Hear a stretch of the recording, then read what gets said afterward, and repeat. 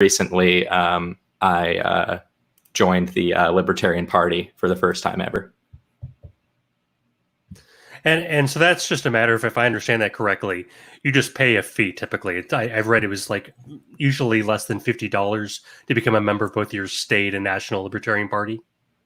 Yeah, so I joined the Libertarian Party online, paid some membership fees. I might look into some other stuff later. I kind of did like a really basic level thing. That's something I definitely encourage doing. If you do decide that you'd like to support the Libertarian Party and the stuff that they're doing, go and pay their fee. It'll help them pay for their campaigns. And when I was a teenager, I got some nice pamphlets from the Libertarian Party that explained a lot of their positions on things like corporate welfare and stuff like that and everything. That somebody has to pay for that stuff, so that could help. Also, registered Libertarian in the state of Arizona. That's good for keeping their stature up in your local. So register in your local state if your state has partisan registration. That can be kind of a double-edged sword, because right now the Libertarians in Arizona are considered a major party, so it's actually harder for them to get on the ballot, if I understand correctly. Sort of. So the situation in Arizona, and granted, I'm new to the Libertarian Party, so don't be mad if I butcher things. Okay. But basically, there was a court decision that the Libertarians kind of advocated for to keep other people from being involved in their primaries. They wanted to close it off.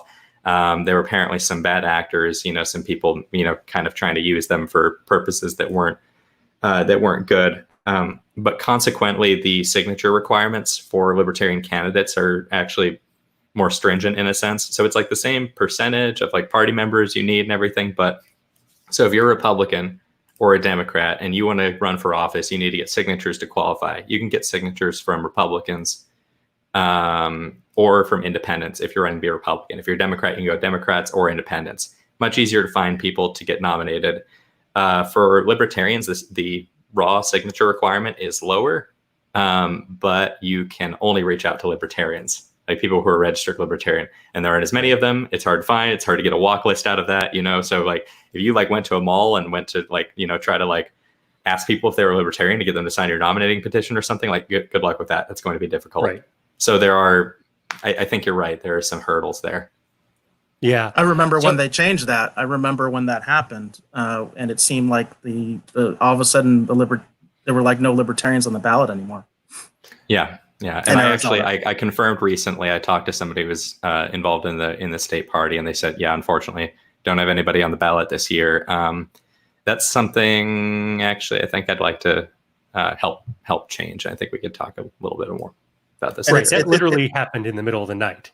Barry Hess was calling Russell Pierce in the Arizona State Legislature complaining about that. But what's your question, Eric? And it's a huge contrast to the Green Party, because the Green Party, it's very easy to get on the ballot. In fact, we actually hosted someone at one of our events years and years ago, the Arizona Liberty Caucus, the organization that Pete and I met in. We actually hosted a Green candidate one time, and she really wasn't that green, but it was just easy for her to get on the ballot as a Green, Right.